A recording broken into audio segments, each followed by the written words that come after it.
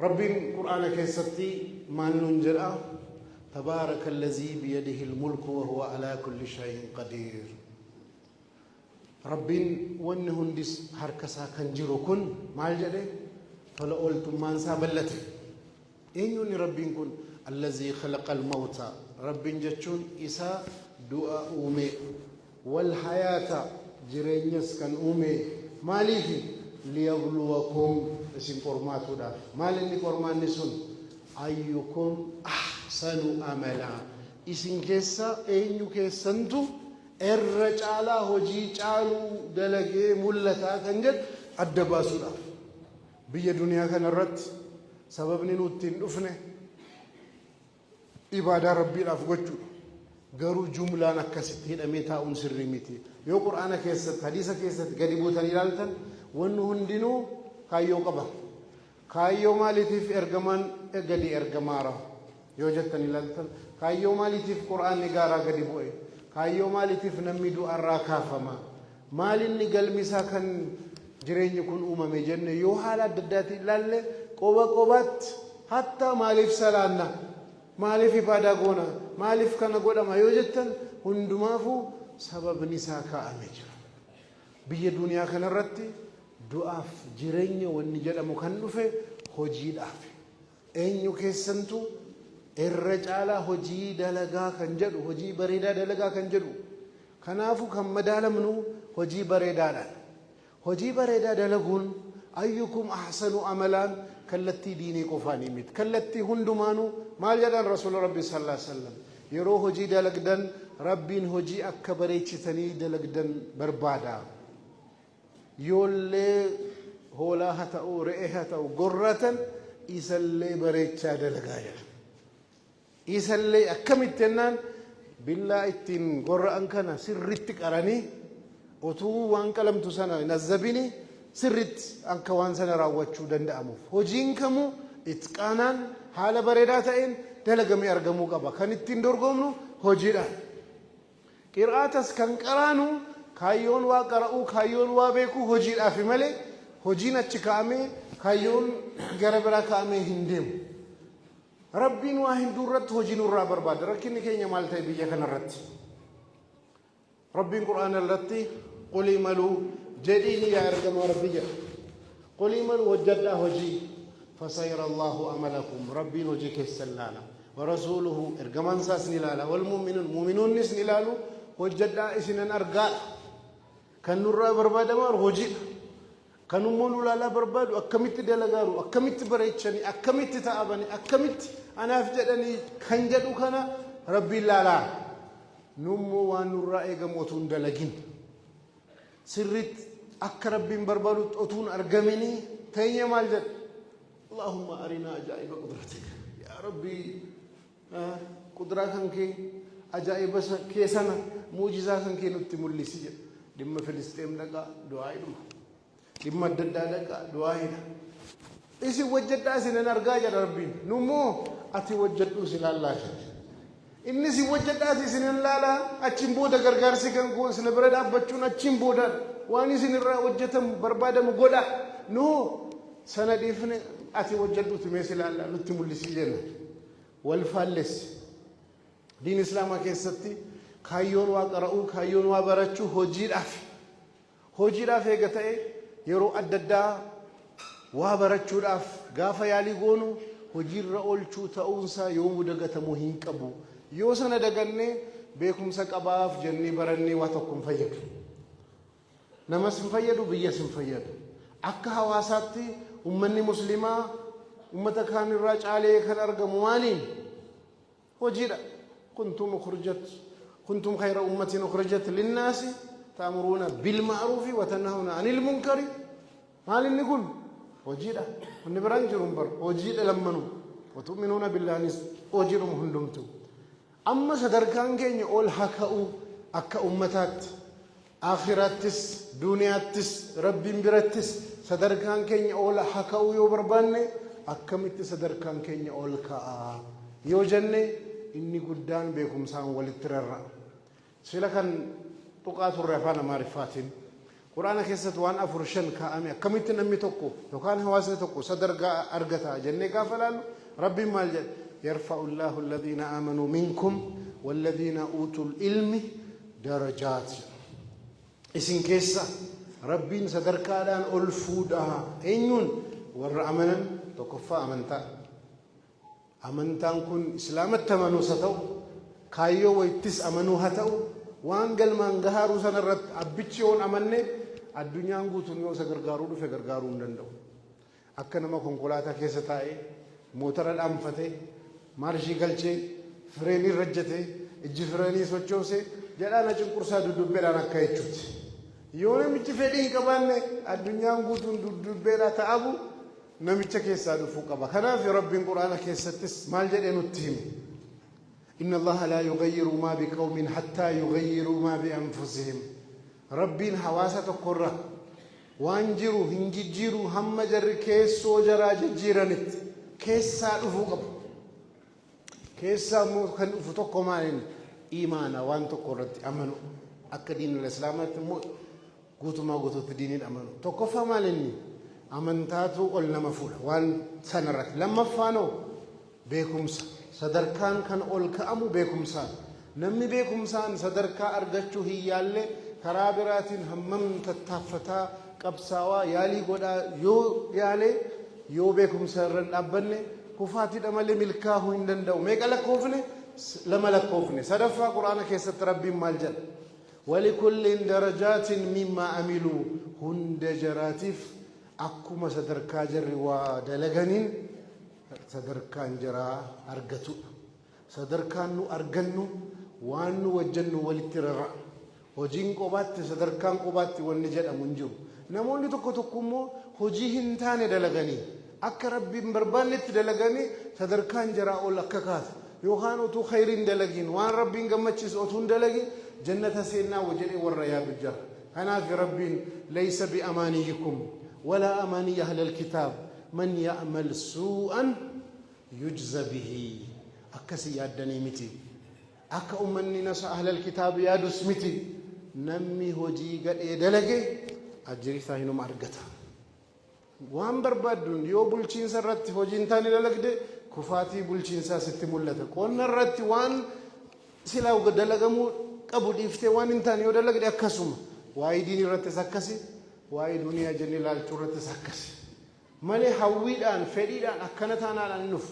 إني أفرفان مو صدركان كي أول كأوداف إني مرتسان تكو قبصو نمي وان كمرتو قبساه مالي ملكاه ننجرو لفدوا ملكين السالفا لكني برودا وان مرتن أمتي تتافي بربادة نمان درقمو جنر درقمو نمي بربادة كايو الأبتي سنرت قبساه قبا خنا في رب فضل الله المجاهدين بأموالهم وأنفسهم على القائدين بالدرجات ربين ورق أبساه جر مالين مالك جراتف نفس أوفيتين ورق أبساه ورتا أور صدر كادان ألفود يا رجل نمي تاوف نمي كبسا والكتنتو نمي وجتوف نمي وجن والكتنتو كلتي كمرتو يجو كنافو مال دلقا جرا كنجدو في لالولا أمنتاس جنة بيكم سجنة هجي جنة قبسو جنة أفرن كان يوفلنة هندينو بيكم ساترارا كنا في ربي قاف القرآن آية أول بوسو إقرأ الأنجل قبل دبس كنجر بلبلت بيكم ستين سنة متوقع كنا حالا كانت تملي لفدوا هنجر يونو هن برنة يونو هن كرانة يونو أفجيرو داف بيكم سان تعلي أرقمو داف يالين قوني همم هوي كبارني صدر كان كينيا بكا ويجر مالف بيكم سرت هنكنا كفنايتو حواسني بيكم سرت أوفين كاسني بكا قندا إندو ألتقو تقو نموني مال دقاقرو بيكم سكافة جرمو قرآن قرأو يوكان حديث قرأو قفقو نيسا أكسي ميتي بيكم سيكو سلامة توكو خلتيدان وان دينين بردان ونجد ديني توارر لما فانمو وان دينين إشارات تقول أجر قرآن كيست لقاسينا برد داجة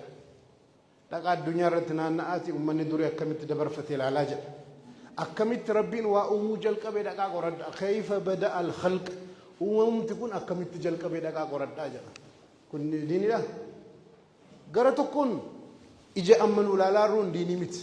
garuummoo beekumsi kan diinii kan duniyaa wanni jedhamu hin jiru beekumsi gara rabbiitti wanni nama geessu hundinuu sadarkaa keenya ol kan fuudhu kamu barbaachisaadha kanaaf waan adda addaa kana baradhaa jedhan bara rasuula rabbii sallallahu alaihi wasallam waraana badri irratti ummanni muslima waraanuu fanii booji'amanii akkamitti jara kana goonaa jennaan jara keessaa namni dubbisuuf barreessuu danda'u tokko tokkoonsaa musliimoota dubbisuuf barreessuu barsiise dhiiraaf dubartoota kudhan barsiise sana booda bilisummaan haa kennamuufi jedhan haala kanaan ummata muslima hin taanerraa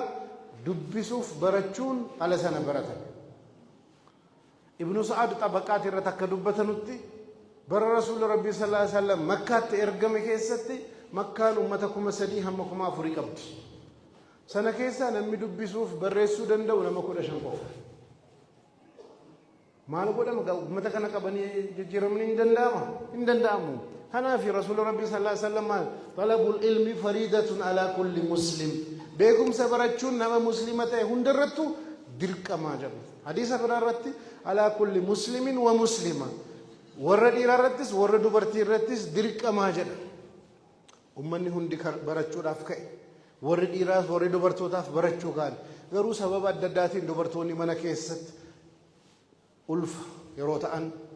yeroo dahumsaaf ciisan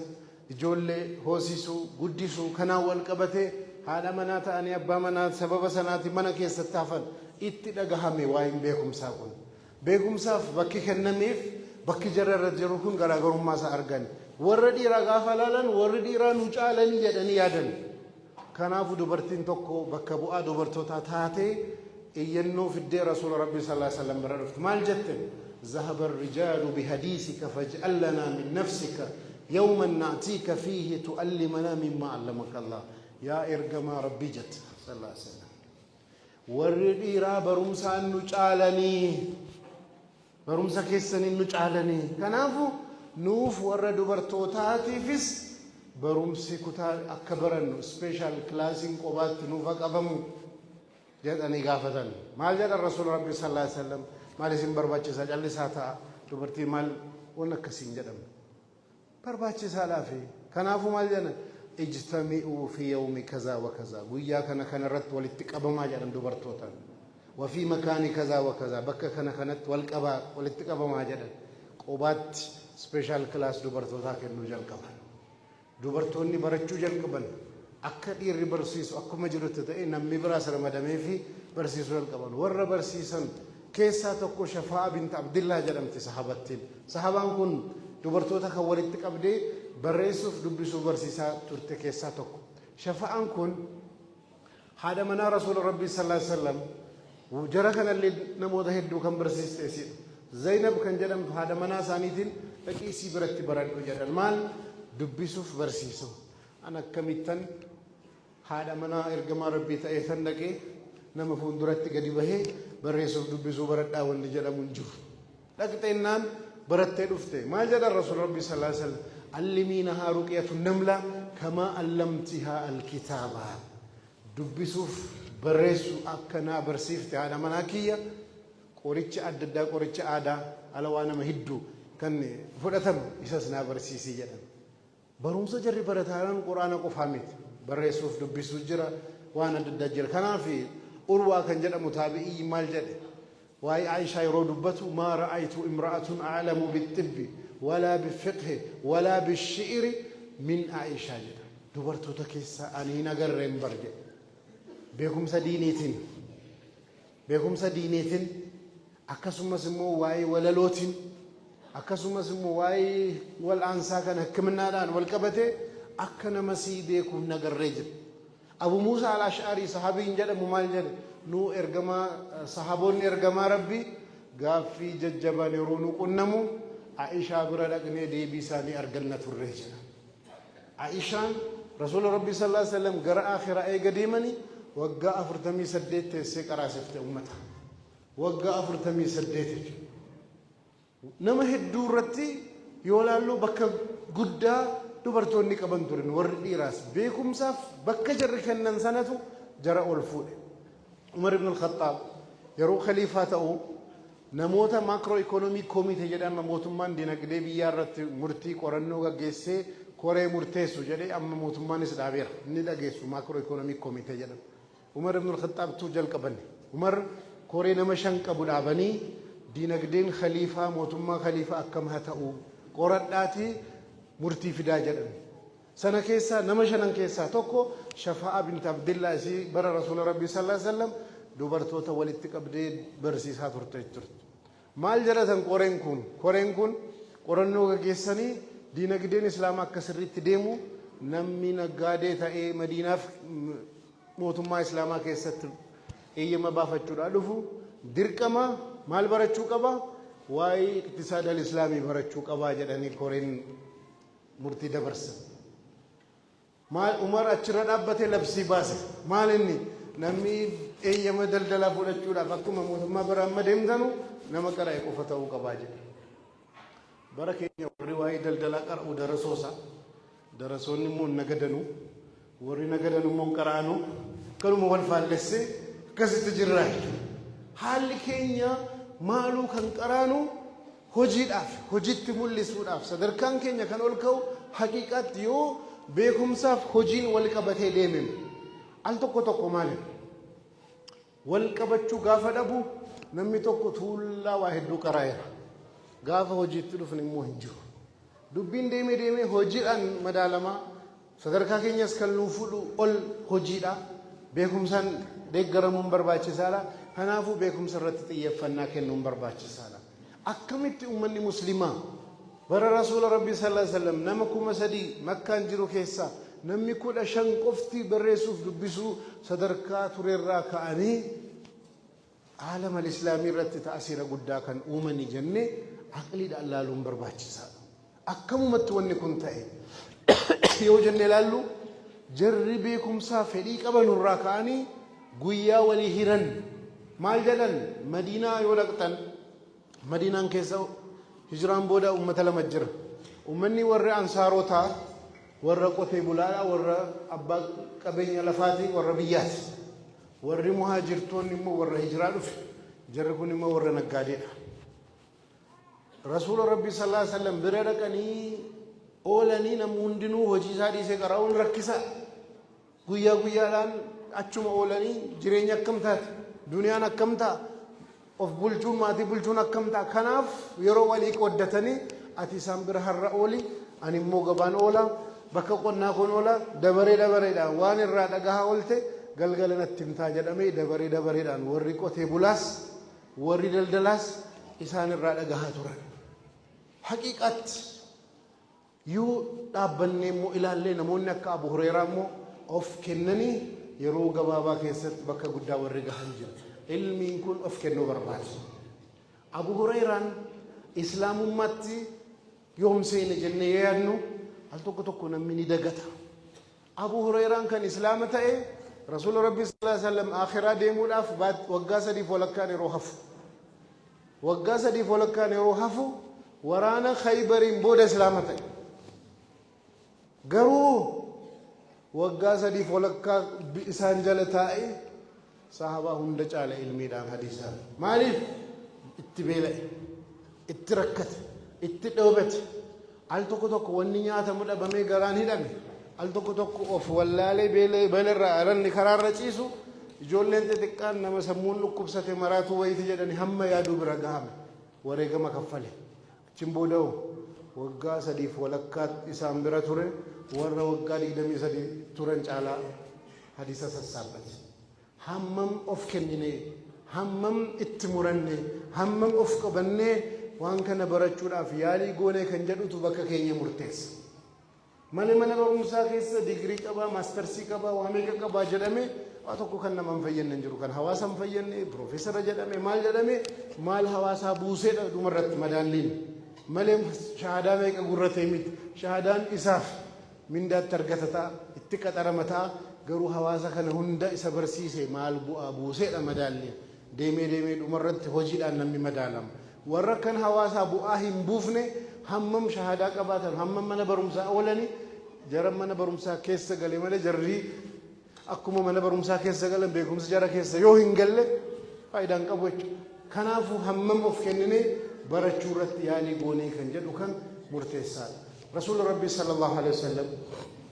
akkuma isaan sahaabaa barsiisanii deeman yeroo sana waraqaan irratti barreeffamu hin jiru.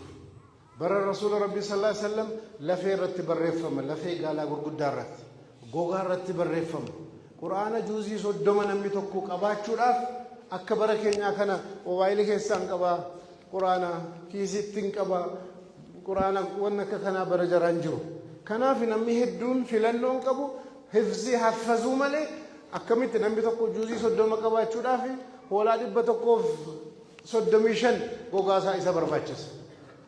Maaliif qalamni hin jiru yoo agartan qubeen gurguddaa kan irratti barreeffamu gogaa hoolaa gogaa re'ee irratti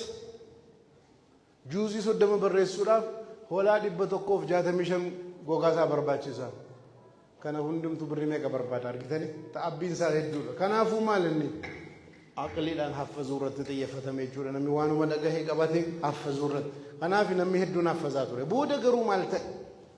Bara 752 akka Awurooppaa irratti musliimoonni chaayinaa waliin waraana mootummaa chaayinaa waliin naannoo Daagistaan jedhamu Ruusiyaaf Turkii gidduu irratti bakka jirtu amma biyya sana irratti waraana wallalan warri musliimoota injifatanii waraana chaayinaa keessaa namoota booji'an warra booji'ame qabanii namoonni beekumsa addaa beektanu as keessa yoo jiraattan beekumsa sana nuu kennaati bilisa sin baafnaa jedhanii gaafatan. Yeroo sana waraqaa tolchuun chaayinaa qofatu addunyaa irraa danda'a. Chaayinaan waggaa 650 tolchiteetti. Iccitii garuu namni bira akka hin beekne godhu. Maal godhanii? Warri waraqaa tolchuu warra yakka dalage. Akkamitti beekumsi kun akka amma mootummaan keenya buna ekspoort godhu, warqee godhu, ekspoort kan godhamu waraqaa. Waraqaan kun beekumsi isaa akka ekspoortiin godhamne iccitiidhaan qabame. Maal jedhamee nama yakka dalageet waraqaa nama tokkotti waggaa 20tti murtaa'a. Ofiisii jenna akkaataa waraqaa itti hojjetanu si barsiifna. Yoo beekumsa kana nama chaayinaatiin ala barsiifte deebite hidhaa sanatti deebitaa jedhamee warra mana hidhaa keessa jiru qofa barataa iccitiidhaan namni waggaa 650 jara qofa danda'a. Musliimoonni kana hin danda'an. Amma namoonni lama booji'amanii qabaman. Gaafa qabamanuu of bilisa baasuun dirqama. Beekumsa iccitiidhaan himaa dabarsuun dirqama taanaan ni beekna beekumsa addaa jedhan. Maal beektu jennaan waraqaa tolchuu dandeenya. Musliimoonni filatamanii kana qofaa miti hadiisni waraqaatti deebi'ee hadiisa yoo ilaaltan bara kanaan booda hadiisni jiran hin jiru. Barraahuu jalqabe kana bira dabarfatanii bara 761 irratti Baagdaad keessatti Baytal Hikmaa jedhanii mana qorannoo musliimoonni baasiitti godhanu tolfame. Achi keessatti maal waggaa 762 irratti tarjamaa jalqabame kitaaba namoonni biraa qaban saayinsii adda addaa irratti kan amantaa biraas ta'uu qaban afaan Arabiffaatti akka hiikame beekumsi sun musliimoonni irraa argatan gochuun jalqabame. Haala sanaan namoonni hedduun beekumsa kana irratti cimanii sadarkaa guddaa gahanii jechuudha. Islaamummaan waraqaa kana immoo musliimoonni ekspoort gochuu jalqaban. Yeroo sana Awurooppaan dukkana keessa jira. Awurooppaan dukkana keessa jiraachuu qofatu hin ta'in Awurooppaan musliimoonni eega waggaa 300 waraqaa tolchanii kitaabni barraa'ee hadiisni barraa'ee kitaabni hedduun barraa'een booda waraqaadhaan wal baran. Bakka sadiitti waraqaadhaan wal argani warri Awurooppaa. Tokkoffaa bara 1996 irratti riikonkostaa jedhanii Filisteemiin dhaqnee qabannaa jedhanii qabsoo dhufanii warri masqalaa ala dhufanu Filisteemii irratti waraqaa waan jedhamu argan tokko. Lammaffaa immoo biyya Xaaliyaan keessatti Siisiilii bakka jedhamtu. Siisiiliin waggaa 200f mootummaa Islaamaa turte. Achi keessatti warri musliimaa waraqaa tolchu turan. Achi keessatti dhufanii ala biyya sana qabachuudhaaf waraana bananii dhufanii to'atanu 1228 irratti waraqaa waan jedhamu arganii namoota beekumsa hin qabne fixanii warra beekumsa saayinsiif waraqaa tolchuu qofa musliima irraa hambisanii maal jedhan Awurooppaan nu barsiisaa jedhanii amma immoo beekumsi warra waa beeku hambise warri waan beekne ajjeefame Siisiiliin maalitti jijjiiramte موتما إسلام الرابطة موتما أوروبا تات طاليان أما طاليان إنجل جرت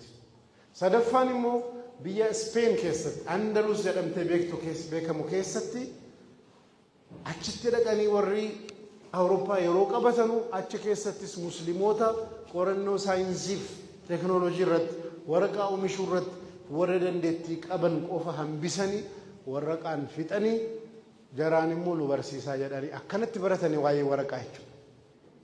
يو سينا كان لالتني مسلمون بيكم سابقا قدا كنني أولكان غافا جري بيكم سرا فقاتا كفن يو إلالي كتابة واي إثيوبيا دبلته كتابة واي هدو ورّا بريسة ورق تاني لالتان ورّا عربات مالف ورقاتهم مش ماركة جراجر نمي كان إساق بقى سنة قولن حرّا شوان كيس جر سينا شوا نموني هدوم بيكانو شوان بلانا كم جروت تاي برا إمام بخاري صحيح البخاري بريسنو إسلام أمم بيجا كنا كيسة تبلينا كرامة إمام بخاري مسلم أبو داود ويروجر بريسنو بيجا كنا كيسة إسلام أمم كرامة إيجا بخاري ندو أني وقا كنا سجلين بودا موتمان إسلام أول إثيوبيا كيسة شوا كيسة الأبد كن يومي دبلما سدتمي سدي هجرارات لو كان أوروبا دب سدتيف سجلتمي جهرات يو سينا صاحب دولال وني بروك ابن هدو دبر فتير أكنا ما تقولتي صدر كانوا بكديني كينيا راتس حواسك تستس أكبياتس أكعلاماتس صدر كانوا قبنو همم أوف برّي بيكم سلو برباتش سبرنة سنة هجير أولشنة إتين درغمنة كنجر وكنا والكبتا نمني وما هم بيكني همم هواتاو همم أبجور أنجراتو فايدارة ديمي ديمي درغمين هجيران كنافو ديني كينيا برچودا فيالي غوچون فدي قفتون تاين درقما نمين برني جاهلا وني برانجو غرو بكم سمالي كنجر كونيس مرتسال على توكو توكو يفتني ومراسا وان ما فيد وان هر دنيا تس اخرات فيد من رت يفتني برچون برباچسا برومسا امجرو كيستي كومن سلكاسي على توكو توكو درغمين بكم سويتينتا كلتي ويتينتا كلتي سنرت نمي بري مال رت درغمين ديمارو الدنيا رت كنجدو بري يونكو بوفني انديمس نمي كوبا ميلاداف درغمو ديمو لنجيو كنقب واي كوبا ميلات كوبا ميلادي سي تينيسي داف يو لنجي قباه ديمي درغمين يو كوبا ميلات ان وانجي فتمچو هنافو كوبا ميلاداف كوبا ميلا أكبر باتشوس دركا سنة ديمو قبل إني كان سلا شكون نمال جلاني نموني أمن تابرات نما ججيرو الأفي فتنان ججيرو كنا يوديني برن نمالي وفي الراحة تسون ركيس على جل برا تكون نقوم كرو دين الإسلام يو أنبياء وتقرآن كيس جلان هندين ولالتن دعوان جري قدن ور مسلمان تانيف قرآن كيس الرج على كان دبتمي مسلمة في مت يونو هندكتني مسلم ورن تاني في دولاف قبسون نقول إبراهيم برادكنا ور مسلمان تاني في دولاف نبي محمد ينودكتن ور مسلمان تاني مير ور مسلمة وجنين دعوان جري قدن نام بربادني أرجعونه ركيس على قرآن كيست مالي في نما برا ديني تفيدود أف إسلام مان كان قبساتو نما برا ديني تفيدود أفي دري كن يرتين تبلو أكو ما كوبا ميلا ور دري أوفيت تبتو دري أوفيت تشون ولا كان أس غير أوفيت ور تبتو يروح الدنيا جفتما مالي فين جفتما ورسون أس أفني ولا كان دانغا كن يكسر تبتو نو أفرا دفاع وتشور أف كان غدار غيرو مالني أشي وني لا كونجرو أسلوفا وني لفو مالي نفلته كنا دفاع وتشور غافا كنا كوبا يعلم كيسا تكون وقلتجو وري دفاع برباد يروندما انجفتموني نول كران دين الإسلام كران أنبيوتا دفاع وتشو مد هجوم وتشو دري سنرت لك أني نمرت ديني تفيدو الآفي بكم سكباتني غندسنا ديماني